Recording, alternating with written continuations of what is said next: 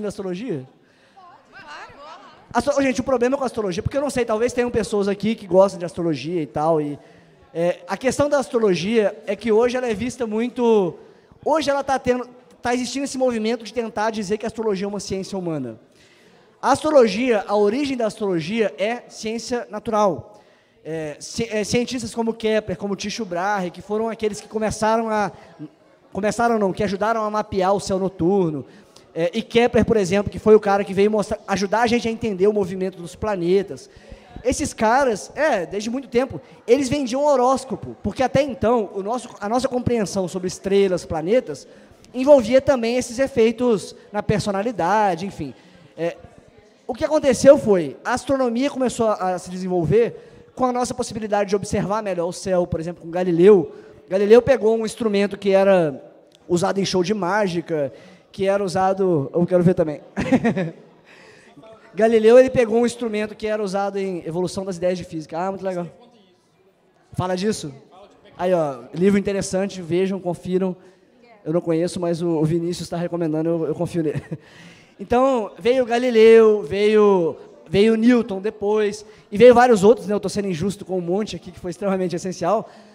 Mas por quê? Porque a gente começou a compreender melhor, sabe? Eu acho que tudo que nasce da ignorância, a gente tem que ser capaz de abdicar. A gente tem que ser capaz de olhar.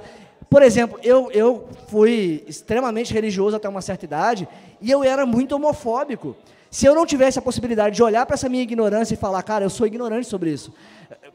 Olhando sobre esse assunto, gays não são monstros que vão consumir a sociedade, eles são pessoas como todas as outras pessoas, sabe? É uma ignorância minha.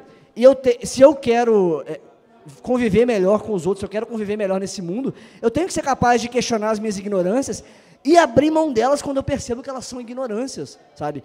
E eu acho que a questão da astrologia entra muito nisso, porque a gente começou a compreender melhor como que os planetas se comportam. A gente descobriu que várias dessas constelações, por exemplo, acho que foi no começo do século XX, a gente descobriu constelações que a gente não tinha visto. E aí foi inventado, por exemplo, o signo de Gêmeos. Na verdade, eram 2 antes, que eles migraram para tentar dizer que não, a gente ainda está certo, sabe? Eu vejo isso, se a gente pode compreender o universo, hoje a gente entende como essas interações acontecem. A gente descobriu que várias estrelas e constelações que a gente considerava como estrelas no céu são galáxias que estão distantes. E olha que coisa interessante, cara. A gente achava que era um pontinho de uma estrela, e na verdade existe uma galáxia inteira, e podem ter bilhões de estrelas lá, e pode ter outra civilização lá, e a gente está usando isso para falar que aquilo ali vai me fazer mais nervoso, vai me fazer mais ignorante. As pessoas se prendem a isso, ao fato de que eu nasci em setembro, que eu nasci em fevereiro, então eu sou uma pessoa brava, e eu não posso tentar ser uma pessoa mais calma. Eu sou uma pessoa que não gosta de me socializar, eu não posso tentar aprender. Eu acho que cria uma série de problemas essa ignorância inicial, que eu não acho que é inofensiva. Eu acho que é muito prejudicial alguém ser incapaz de avançar nos relacionamentos, porque ele acha, porque eu sou, sei lá, libriano, e libriano não dá certo mesmo com um relacionamento tal, sabe? Eu nasci assim, é síndrome de Gabriela, né? Eu nasci assim, eu cresci assim. Eu acho que isso reforça essa ignorância. E por isso que eu não perdoo, porque não é uma religião, não é uma crença. É uma coisa que era ciência, que a gente continuou estudando, e a gente percebeu que essa coisa não funciona. E ao invés da gente abrir mão dessa coisa, a gente está tentando enfiar ela lá na filosofia. Não é filosofia oriental, não é conhecimento de humanas, é uma ciência que foi ultrapassada, e a gente tem que encarar, ou dessa forma, é o que eu falei, Kepler vendia horóscopo e tal, então assim, eu acho que a gente tem que ser capaz de abrir mão disso, é por isso que eu não deixo a astrologia de lado.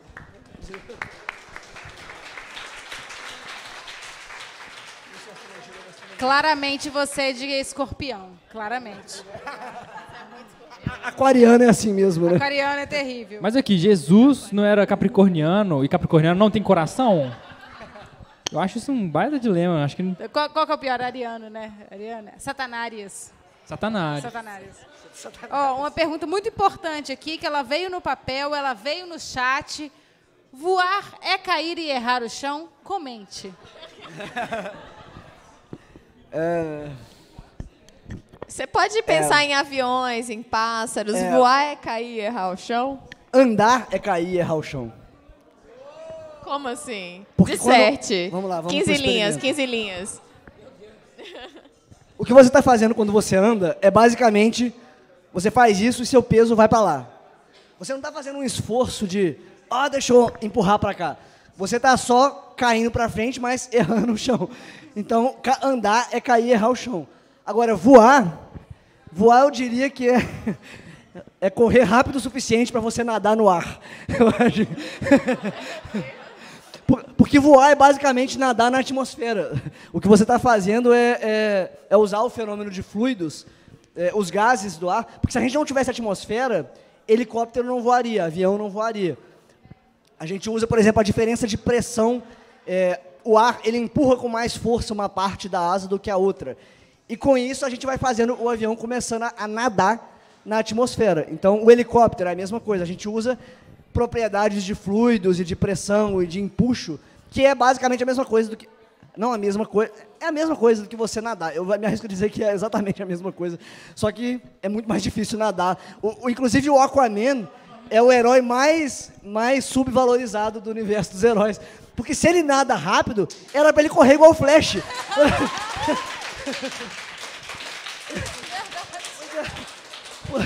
Se ele sabe nadar na água, o ar não é nada para ele, cara.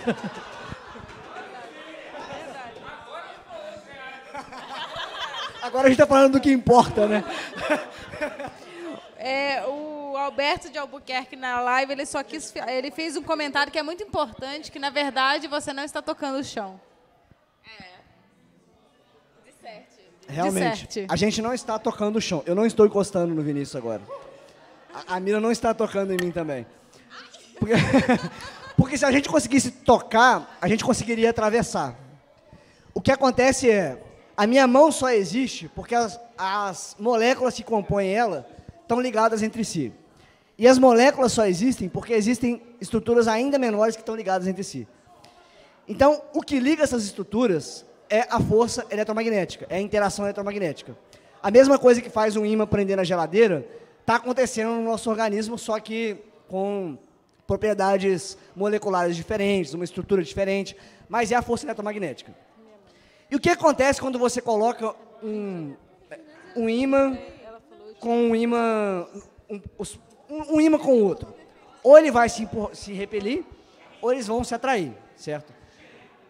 Quando a gente encosta no outro aqui, a gente não encosta porque acontece um fenômeno aqui de repulsão. Por quê? Porque existe a força eletromagnética que liga todos os meus átomos aqui, que não permite que eu atravesse os átomos que estão aqui. Se a gente pegar uma máquina de raio-x, ela atravessa o Vinícius tranquilo. E a gente usa raio-x aos montes aí, isso vai dar problema no futuro. Mais uma das coisas que a gente não questiona em tempo, né? Mas, por quê? Porque o raio-x ele consegue atravessar essa estrutura. Inclusive, algumas das... o raio-x ele consegue, inclusive, quebrar, né? Existem algumas dessa radiação que consegue atravessar e consegue mudar o seu DNA, por exemplo. Por quê? Porque ele tem uma energia específica e tal. Agora, eu não consigo atravessar ele porque a força eletromagnética que segura os meus átomos repele a força eletromagnética ali também. Quando você anda no chão, existe uma repulsão. Você não está encostando, os átomos do seu sapato não estão encostando nos átomos do chão. Existe uma pequena repulsão que está acontecendo, mas que obviamente, a gente não percebe porque é numa escala... É uma escala muito pequena. Vou colocar, eu queria pensar em números aqui. É uma escala muito pequena. Agora, a gente não toca de fato. Até porque se tocasse, sei lá, você grudaria, aconteceria outros fenômenos meio... Não, porque os átomos, se você está tocando, os átomos, os elétrons ali vão interagir, as camadas de energia os elétrons que compõem os átomos do seu sapato estariam interagindo diretamente ali, e aí aconteceria alguma coisa, ou grudaria... porque aí um elétron poderia, como colocar esse termo? Poderia basicamente interagir com o outro. Vai. Então eu tenho uma questão importantíssima aqui para você agora, Rogerinho. Eu queria saber então se quando eu quero conquistar a Cremosa, eu não vou conseguir tocar o coração dela. É isso que você está falando para mim? Eu não vou conseguir tocar o coração da Cremosa quando eu quero conquistar ela. Mas para isso que existe a arte, a poesia, a filosofia, até a ciência, dependendo do interesse da Cremosa. Acabei aprendendo agora aqui, que no ensino médio um professor meu falou que quando uma pessoa dá um soco na cara da outra, não façam isso em casa, você não precisa revidar, porque, né, ação-reação, você dá uma carada no braço da pessoa. Agora, tem outra justificativa que você, de fato, não está encostando na pessoa. Gostei bastante dessa. Então, quando alguém fala, eu nem toquei nela, a pessoa tá falando Eu sou obrigado a discordar dessa afirmação. Porque tudo na vida depende do referencial. E, para começar, a cara estava parada, tá? Quem começou com isso, a cara só ofereceu uma resistência. Dependendo dos pontos de vista que você pegar, na verdade era a mão que estava parada. Se eu pegar o sol como referência, talvez os dois estavam em movimento. E aí, tá vendo? Questões de física, inclusive, dificultam a gente fazer essas questões criminais, né? Se a minha mão não encostou nele, por que eu vou poder ser processado? É por isso que a gente não pode pensar em direito só usando física, né?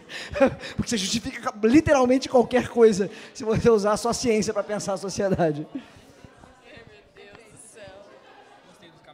Gostei. Alguém comentou aqui que você não toca o coração da cremosa porque a cremosa não tem coração. Mas a gente tem uma pergunta aqui simples, rápida e direta. Afinal, na transmissão de calor, é do quente para o frio ou do frio para o quente? Por quê? Não é de frio e quente, você já inseriu aqui percepção humana num sistema termodinâmico. Mas frio e quente não tem a ver com a agitação das moléculas e tudo mais? Porque se você... tem a ver. Eu estou dizendo que frio e quente é a nossa percepção.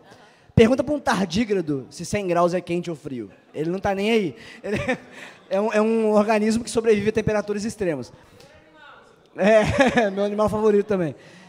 Frio e quente é a nossa percepção diante de uma troca de calor. Você pode dizer que a mesa, por exemplo, essa mesa de madeira, ela parece que está até morninha relativamente. Se a gente tivesse uma mesa, alguma coisa de... O microfone...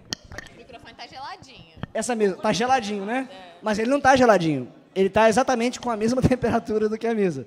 Só que é mais fácil perder energia para você isso aqui do que isso aqui. Então, não é necessariamente do frio... Aí que entra. O equilíbrio termodinâmico ele vai acontecer. Aquele que é mais energético vai tender a entrar num estado de equilíbrio com o outro. Isso vai depender também do ambiente. Aí entra aquelas coisas de física, né? Imaginando que não existe atmosfera, que é tudo esférico, no vácuo. Então, a ideia é, se você tem o que a gente chama de um banho térmico, que é um sistema onde a temperatura não vai alterar a interação, o que vai acontecer é, aquele que está num estado de energia menor vai tender a... Os dois vão interagir. E aí os dois vão tender a um estado de energia que esteja, até que os dois estejam em equilíbrio entre si e com o sistema. Então, grosso modo, sim, passa do quente para o frio. Por quê? Porque, na verdade, não é questão de quente e frio. É questão de como é a energia deles, e aí entra como você questionar essa energia térmica, enfim. Se você for procurar no átomo, você vai entender que essa energia, na verdade, você está falando do movimento de elétrons e de em que camada eles estão ocupando. Mas a tendência da natureza, a natureza é preguiçosa. A ideia é essa. Então, sempre os sistemas tendem a ir para um sistema, os sistemas tendem a ir para um estado que seja mais fácil de manter. Então, por exemplo, ô Lucas, você que é um cara musculoso, vem cá. Pega uma cadeira ali. Pega uma cadeira, vai, mostra seus músculos. Não essa, que você não vai aguentar não. Pega uma dessa aí. Vamos lá, estoura essa camisa. Vem pra câmera o pessoal poder ver. Levanta ela na altura do seu braço aí, vai lá. Levanta mais. Tá fácil fazer isso ou você tá querendo descer? Vamos ficar aqui mais alguns minutos enquanto a gente conversa? Você acha que você vai querer? Por quê? Porque existe esse estado aqui, não é o estado mais fácil de manter na natureza. O estado mais fácil é colocar essa cadeira no chão e você deitar no chão. Você não precisa deitar. Por quê? Então, essa tendência nossa corresponde também a uma tendência da natureza em geral, que é de partir para um estado onde você não precise de tantas coisas que mantenham esse estado. Ou seja, energia mínima. Quando ele está levantando a cadeira, ele está tendo que gastar uma energia para manter esse sistema assim. Lucas segurando a cadeira no alto. Quando ele coloca aqui, esse é um estado mais fácil. E a tendência na natureza é que as coisas continuem avançando para um estado mais fácil. Então, o Lucas e todos nós, algum dia não estaremos mais aqui. A cadeira, se a gente deixar ela aqui para sempre, ela não vai continuar bonitinha como ela é. Ela vai se decompondo, ela vai estragando, ela vai perdendo cor, essas coisas. Por quê? Porque ela ainda está perdendo energia, porque a tendência natural no nosso universo é que as coisas continuem avançando para um estado de energia mínima. Por isso que o mais quente passa energia para o mais frio, porque o mais frio é mais fácil de manter para a natureza do que o mais quente. Então, só trazendo isso aqui para o meu mundo agora, para ver se eu entendi o questionamento. Você está querendo dizer que, se eu quiser conquistar a Cremosa, eu tenho que enfiar minha mão num balde de gelo para eu conseguir tocar o coração dela e receber calor daquilo ali? Se você quer receber o calor, essa é a melhor forma. Se você quiser ceder o calor, você tem que primeiro esquentar a sua mão num forno. E tocar no coração gelado da Cremosa. Exatamente. Só uma questão aqui, que comentaram que esse seu pequeno exemplo fez o braço do Lucas ficar mais cremoso.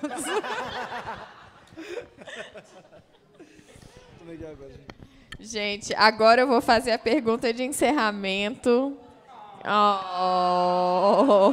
Também queria mais tempo. Essa pergunta que mandaram aqui é para cada um de nós responder.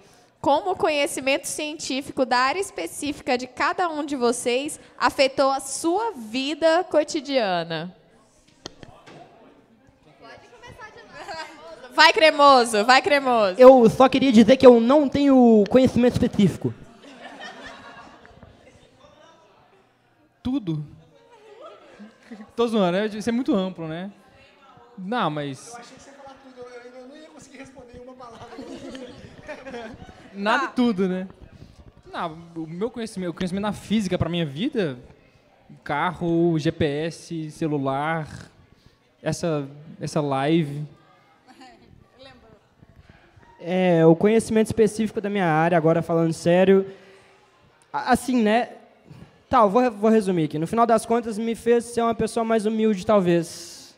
Talvez eu não fosse tão humilde antes de entrar para uma área científica e estudar ciências e ver a física e tudo mais. Que bonito. De maneira prática, tem esses vários exemplos que eu dei. Não sei se humildade. Tipo assim, realmente, né? Chega a ser filosófico responder isso. Mas, assim, de maneira prática, acho que quase tudo que nos cerca, a física tem alguma contribuição. Eu vou falar da parte mais, como ele falou, da sua vida cotidiana. O conhecimento da física é a razão de eu hoje poder fazer o que eu faço, né? Tipo, eu vivo hoje de divulgar ciência. Eu não teria feito isso se eu não tivesse entrado na física. Eu acho que, para mim, o conhecimento da física... Porque é difícil você tentar entender o que causou o quê. Porque eu sempre fui muito questionador. Isso combina muito com a física, que é a minha área, né? Então, foi esse meu questionamento que me tirou de diversas situações da minha vida, que me fez repensar algumas coisas, que me fez, sei lá, passar diversos problemas em empregos, por exemplo, quando eu não conseguia lidar com essa dinâmica de o patrão fala, empregado obedece, né? E isso é mal visto, né? Mas é muito de mim. E a física combina muito com isso, com você não se conformar com a resposta pronta, né? E até na forma, por exemplo, como eu me desenvolvi. Eu entrei na faculdade... Quando eu entrei, meu sonho era ser pesquisador. Eu quero depois entrar no mestrado, doutorado e trabalhar no Instituto de Pesquisa Teórica ou Astrofísica e tal. E ao longo desse caminho foi que eu descobri o canal, foi que eu vi a porta se abrindo aqui de eu fazer uma coisa que eu gosto, que é fazer os vídeos. O impacto que eu acho que eu realmente acho que eu consigo fazer um impacto muito melhor me dedicando a divulgar a ciência do que se eu abrisse mão do canal em nome de terminar a graduação, por exemplo, né? Porque no começo do ano agora eu resolvi dar uma pausa mesmo, porque eu estava muito mal, com questão de graduação, enfim. Quem acompanha o canal deve ter visto um pouco dessa fase. E eu decidi de fato, falei, quer saber, eu vou dar uma pausa aqui porque o canal está dando certo e eu não estou gastando energia com o canal porque eu estou seguindo com a faculdade. E esse questionamento também é uma coisa que faz parte desse questionamento que é bem-vindo, né? Então, eu comecei com um caminho lá de me interessar e sonhar em ser pesquisador, e eu comecei a ver a questão da divulgação científica, e eu me interessei por isso. Então, assim, além do conhecimento em si, eu acho que também tem essa mentalidade de você... no momento em que alguém que está na área da física acha que a física tem a resposta pronta, eu acho que a pessoa não entendeu física, porque E não só física, né? Acho que filosofia também. Acho que toda... Enfim, eu tô falando da física porque é a minha área, tá, gente? Eu não tô dizendo que as outras não têm isso. Mas, para mim, eu acho que a física sempre teve muito isso, de eu ver as pessoas que marcaram a história da física foram pessoas que não aceitaram que estava pronto, sabe? Foram pessoas que pensaram diferente, que não tiveram medo de ser xingados porque eles estavam trazendo o errado, né? Porque Einstein estava errado quando ele trouxe, e hoje a gente diz que ele está certo, né? E daqui a não sei quantos anos, será que a gente não vai dizer que outra pessoa está certa, errada? Enfim, e isso impacta a minha vida inteira, porque esse caminho da divulgação científica não existia, assim, esse que eu estou fazendo, né? Existe divulgação científica de outras formas, mas divulgar ciência no YouTube, tentar rentabilizar o canal através de pessoas que apoiam, sabe? Tem uma galera aqui que é apoiadora minha de anos aí, sabe? Agora eu comecei uma nova dinâmica de cada vídeo que eu vou fazer um crowdfunding. Tudo isso são possibilidades que a física me abriu. Não é um caminho que está trilhado, é um caminho que eu estou meio que me arriscando ali, eu estou vendo que está dando certo, eu estou botando o pé, sabe? Sem a física, eu não sei. Talvez eu tivesse outro caminho, mas eu gosto desse caminho que eu estou, graças à física. Eu acho que a minha resposta ela é muito prática e direta, porque eu não vou falar em termos da minha área específica, que eu trabalho com computação, né? Eu vou falar em termos de eu me envolver com pesquisa científica. A minha resposta é que todo o meu ceticismo veio de fazer ciência, porque eu era uma pessoa que eu fazia escola de pastora, eu era super submissa, obediente, é sério, ele queria ser padre, eu queria ser pastora. Então, eu era extremamente submissa e aceitava tudo que me era oferecido como se fosse verdade absoluta. E tem pessoas marcantes na minha trajetória que foram pessoas que disseram, peraí, você precisa se questionar, principalmente dentro da faculdade, dentro da universidade. Aqui é um ambiente onde você precisa questionar o que a gente fala, questionar o que é apresentado a você. E esse questionamento que começou na academia veio para a minha vida pessoal. Então, todos os meus posicionamentos éticos, morais, tudo veio dessa raiz acadêmica do questionamento. Então, não especificamente a computação, mas fazer ciência me mudou completamente como pessoa. Eu acho que é o mais forte que tem na minha vida. A sua resposta é muito profunda. Eu acho que eu trilhei um caminho um pouquinho diferente, porque desde pequena, eu sempre quis ser professora. E eu queria ser professora, porque eu via minha avó, eu achava o máximo aquilo, ela na frente da sala, minha avó era alfabetizadora, eu achava muito legal ela ter que passar isso para frente. E a minha mãe também é professora, da área de medicina, mas é professora também. Que, aliás, está acompanhando a live. Oi, mãe. Beijo, mãe. Ela falou que ela entende a gente porque ela é de peixes. E eu sempre quis ser professora, tanto é que eu comecei a minha carreira de professora, eu tinha, sei lá, 12, 13 anos de idade, dando aula de música, que eu formei primeiro em música. E eu fui descobrindo a computação por influência externa e tal, encontrei na computação uma ciência que era muito legal de fazer, mas o que eu queria mesmo era, não, eu gosto muito disso, eu adoro pesquisa, eu adoro ciência, mas eu quero dar aula. Então, a minha ciência foi muito para isso, para eu voltar para dar aula, para poder passar conhecimento para outras pessoas. A minha área específica foi mais assim, para eu tentar passar para os outros, e também, até agora, entrando na divulgação científica, também para tentar tocar as pessoas e mostrar, olha, ciência é legal, a computação é legal estudar, e não simplesmente uma obrigação ou... porque eu tenho que fazer. Não, faz porque você gosta mesmo. Sem falar do impacto direto que a gente está aqui hoje, graças a isso. Eu não teria feito amizade com a Nina. A gente se conheceu por conta do Science Vlogs. Acho que todos nós aqui, se vocês não conhecem o Science Vlogs, pessoas maravilhosas resolveram que era o momento dos divulgadores científicos se unirem. E é a razão da gente estar aqui hoje, de tudo isso ter acontecido. Eu nem sei quem de fato começou o Science Vlogs, mas acho que foi o Vinícius, o Rafael, não foi? Então, um beijo imenso para vocês, que são os principais responsáveis da gente estar aqui hoje. São os digital influencers, web celebrity. E com essa pergunta, a gente encerra a parte de talks. Muito obrigada a todos vocês. Obrigado, gente. Muito legal as perguntas que vocês fizeram. Mas